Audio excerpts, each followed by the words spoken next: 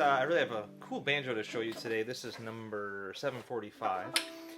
It's one of my 4-string banjos. Sort of, it's got a baritone ukulele scale length on an 11-inch banjo rim.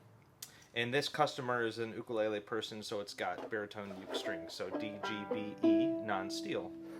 And it was a real treat to put together. So to begin with, the main wood on it is some curly cherry. And I just love how it looks and sounds.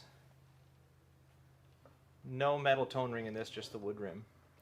And then all the trim on the rest of the banjo, besides the curly cherry, it's all white oak that comes from wine barrels, and the wine barrels come from up the road at Highview Wine Farm.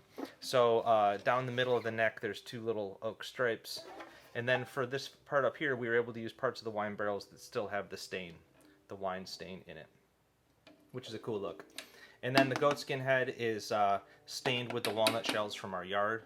We've got a pickup and a armrest here, and he has 12 hooks and nuts on this 11-inch rim, so a few less than normal for a lighter weight instrument, although it's still plenty solid, obviously.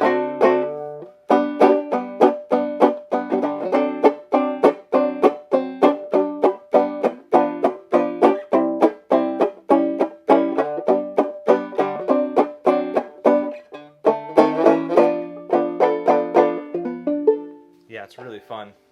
So yeah, it's like all local wood to me, put together in a really cool way. I just think it's really colorful and interesting, and the wine on the oak just looks really nice.